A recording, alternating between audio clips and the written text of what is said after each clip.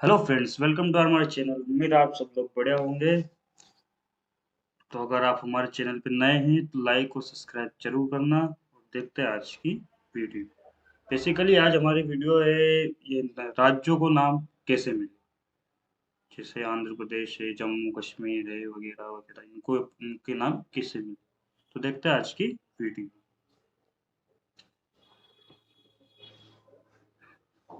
दोस्तों, भारत पूरी दुनिया में अपनी डाइवर्सिटी के लिए जाना जाता है। ये डाइवर्सिटी सिर्फ क्लाइमेट में ही नहीं, बल्कि भाषा, बोली और खान पान में भी देखने को मिलती है। ये तो हम सब जानते ही हैं कि भारत राज्यों का संघ है। हर राज्य अपने अपने में अलग विशेषता को संजोए हुए है। लेकिन क्या कभी आपका ध्यान हमारे देश के अलग अलग राज्यों के नामों पर गया है? आखिर कैसे इन राज्यों को उनका नाम दिया गया होगा? आज की इस वीडियो में हम इसी रोचक सवाल का जवाब देने जा रहे हैं, तो हमारे साथ इस वीडियो के अंत तक जरूर बने रहिए, क्योंकि आज की वीडियो काफी इंटरेस्टिंग होने वाली है। जम्मू एंड कश्मीर। अगर आप भारत का नक्शा देखेंगे तो सबसे ऊपर जम्मू एंड कश्मीर राज्य को पाएंगे। ये राज्य अपने नाम की तरह बेहद खूबसूरत है। इस राज्य को बहुत टाइम पहले ऋषि कश्यप की घाटी के नाम से जाना जाता था। इन्हीं के नाम से ही इस घाटी का कश्मीर नाम रख दिया गया। दरअसल संस्कृत भाषा में का मतलब पानी और शिमिरा का मतलब सूख जाना होता है। यानी कश्मीर शब्द का अर्थ होता है पानी का जम जाना। हम सब ये तो जानते ही हैं कि ठंड की वजह से कश्मीर में साल के आधे से ज्यादा समय पानी जम जाता है और बर्फ में तब्दील हो जाता है। ये तो थी कश्मीर के नाम के पीछे की वजह। और अगर जम्मू की बात करें तो ये नाम जम्मू पर राज करने वाले शासक जम्बूलोचन के नाम पर रखा गया है। हिमाचल प्रदेश। अगर हिमाचल के नाम के पीछे की कहानी जाननी हो दोस्तों, तो वो बहुत ही सरल है। बर्फीले पहाड़ों का घर माने जाने वाले हिमाचल प्रदेश में अगर हिम शब्द पर गौर करें तो इसका मतलब होता है बर्फ, और विशाल पर्वत यानी आंचल। तो हिमाचल यानी ऐसी जगह जिसे बर्फ का पर्वत कहा जाए। पंजाब। और हम सब ये तो जानते ही हैं कि पंजाब को 5 नदियों की भूमि के रूप में जाना जाता है, क्योंकि यहाँ 5 नदियां बहती हैं। अगर पंजाब शब्द की बात करें तो पंजाब को एक इंडो ईरानियन शब्द है। पंज का मतलब 5 होता है और आब का मतलब होता है पानी। इसी से मिलकर एक वर्ड बना है पंजाब, यानी 5 नदियों वाला राज्य। हरियाणा। अगर पंजाब के पास स्थित हरियाणा राज्य की बात करें तो यह राज्य हरि और आना शब्द को जोड़कर बनाया गया है। दरअसल हरि यानी विष्णु और आना शब्द का अर्थ तो हम सब जानते ही हैं। कुल में कहें तो हरियाणा का अर्थ होता है कि हरि को बुलाना। और हम ये तो जानते ही हैं कि धार्मिक ग्रंथों के मुताबिक हरियाणा के कुरुक्षेत्र में महाभारत का युद्ध चला था। श्री कृष्ण यहाँ आए थे। उत्तर प्रदेश। हरियाणा से अब चलते हैं एक ऐसे राज्य की ओर जिसका नाम सबसे ज्यादा जनसंख्या वाले राज्य की लिस्ट में सबसे ऊपर आता है। हम बात कर रहे हैं उत्तर प्रदेश की, क्योंकि ये राज्य उत्तर दिशा में स्थित है, इसलिए इस राज्य का नाम उत्तर प्रदेश रखा गया है। उत्तराखंड। अब बारी आती है साल 2000 में उत्तर प्रदेश राज्य से अलग हुए राज्य उत्तराखंड की। इस राज्य को पहले उत्तरांचल नाम से जाना जाता था, जिसका मतलब उत्तरी पहाड़ होता है। इसके बाद इसका नाम बदलकर उत्तराखंड रखा गया, जिसका मतलब किसी भी क्षेत्र का उत्तरी हिस्सा होता है। राजस्थान। ये नाम संस्कृत शब्द राजा से आया हुआ है। वैसे क्या आप जानते हैं कि प्राचीन समय में शहर को राजपूताना नाम से जाना जाता था, यानी राजपूतों का शहर। गुजरात। उत्तर भारत से अब बढ़ते हैं आगे की ओर और जाते हैं राजस्थान के पड़ोसी राज्य गुजरात की ओर, जिसका नाम गुजरात इस शब्द से आया। दरअसल इस स्थान पर 8वीं शताब्दी तक गुज्जरों का शासन हुआ करता था और इसी वजह से इस भूमि को गुजरात नाम दिया गया है। महाराष्ट्र। महाराष्ट्र की बात करें तो इसके नाम के पीछे कई तरह की कहानियां हैं। ये नाम भी संस्कृत शब्द से बना हुआ है। महा का मतलब महान और राष्ट्र का मतलब देश, यानी महान देश। इसके पहले इसे राष्ट्रिका भी कहा जाता था। महाराष्ट्र में शब्द राष्ट्र का आविर्भाव राष्ट्रकूट वंश के शासन की वजह से भी माना जाता है। गोवा।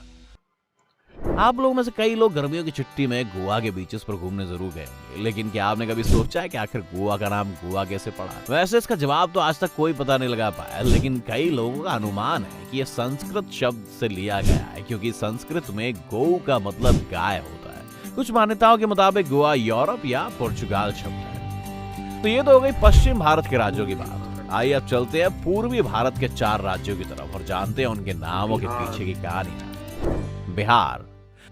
सबसे पहले बात करते हैं भारत के पूर्व में स्थित बिहार की। बिहार शब्द संस्कृत शब्द विहार से बना।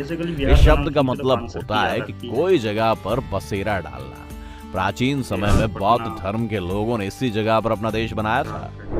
झारखंड।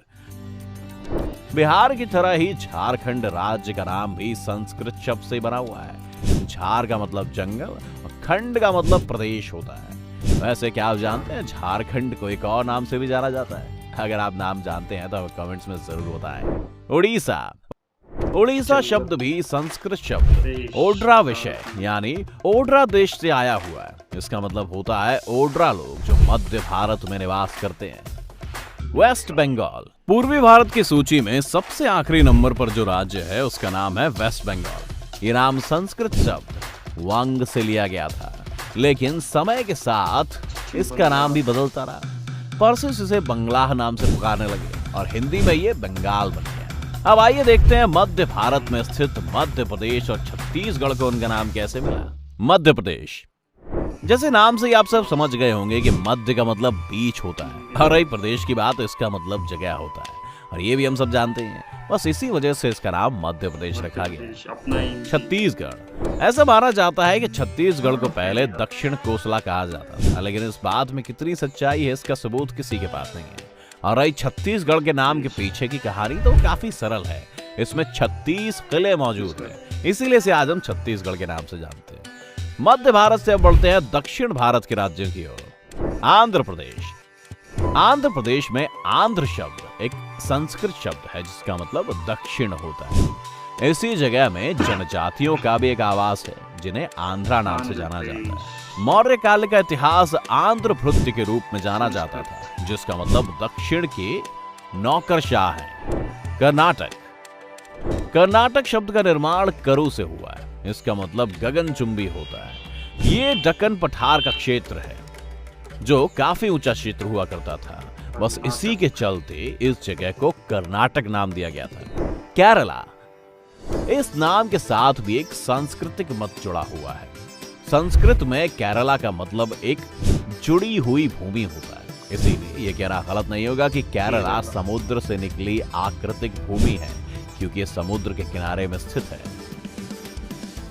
तेलंगाना। तेलंगाना राज्य का नाम त्रिलंग शब्द से बना हुआ है। इसका मतलब शिव के 3 लिंग होता है। तमिलनाडु। तमिलनाडु में तमिल का मतलब होता है मीठा शरबत, और नाडु एक तमिल भाषा का शब्द है जिसका अर्थ जन्मभूमि या देश होता है, यानी तमिलनाडु का मतलब तमिलों का घर होता है। आखिरी में बात करते हैं उत्तर पूर्वी में स्थित 7 बहनों के नामों की उत्पत्ति की कहानी की ओर। अरुणाचल प्रदेश। अरुणाचल प्रदेश नाम की उत्पत्ति अरुण शब्द से हुई है, जिसका मतलब सुबह की ज्योति, और आंचल जो कि पहाड़ होता है, यानी एक ऐसी जगह जिसका मतलब सुबह की ज्योति का पहाड़ होता है। मेघालय। मेघालय राज्य का मतलब होता है बादलों का घर। मेघ यानी बादल और आरय मतलब घर। सबसे फेमस जगह मणिपुर। मणिपुर के नाम के पीछे की कहानी काफी सिंपल है। इसके नाम से ही पता चलता है कि ये मणियों का शहर है। आसाम। आसाम का मतलब अहाम शासकों से उत्पन्न हुआ है, जिन्होंने 6 सदियों तक आसाम पर राज्य किया। अहम इंडो आर्यन शब्द आसामा से भी उत्पन्न हुआ है, जिसका मतलब अनियमित होता है। मिजोरम। अगर मिजोरम के नाम की उत्पत्ति की बात कही जाए तो मी यानी लोग और जो यानी वो लोग जो पहाड़ में रहते हैं। त्रिपुरा। त्रिपुरा राज्य का नाम 2 शब्द से बना। ताई का मतलब पानी और पारा जिसका मतलब पास। नागालैंड। नागालैंड शब्द की उत्पत्ति बर्मा शब्द से हुई है, जिसका मतलब नाका है। नाका का मतलब नागा होता है। नागा यानी ऐसे लोग जिनके कान और नाक में होल्स बने हुए हैं। सिक्किम। आइए अब जानते हैं सिक्किम नाम की उत्पत्ति की कहानी। ये डेंजोंग से आया है। लिम्बू मूल के दो शब्दों से बना हुआ है, जिसमें सू का मतलब नया होता है और किम का अर्थ महल होता है। वैसे क्या आप जानते हैं हिंदुस्तान शब्द के पीछे की कहानी क्या है? अगर आप हमें कमेंट करके जरूर बताएं। उम्मीद है दोस्तों आज की वीडियो ने आपको काफी एंटरटेनमेंट किया होगा, और अगर आपको वीडियो पसंद आई तो लाइक नाम कैसे पड़ा, हिमाचल का नाम, उत्तराखंड और सिक्किम बेसिकली दूसरा राज्य था, दूसरा मतलब एक दूसरा देश, जैसे भूटान है, नेपाल है। तो सिक्किम भी जब भारत में जब विलय हुआ, जब चीन ने इस पे तिब्बत पर कब्जे किया, तब सिक्किम बेसिकली भारत में विलय हो गया, तब से भारत का हिस्सा है। तो और उसके बाद हमने देखा मध्य प्रदेश, छत्तीसगढ़, 36 किलो का गढ़ जिसे कहा गया, और केरला। उसके बाद लगभग सभी राज्य हमने देखे भारत के। तो बस आज की वीडियो में इतना ही। अगर आपको वीडियो अच्छी लगी तो लाइक और सब्सक्राइब जरूर करना। मिलते हैं अगली वीडियो में।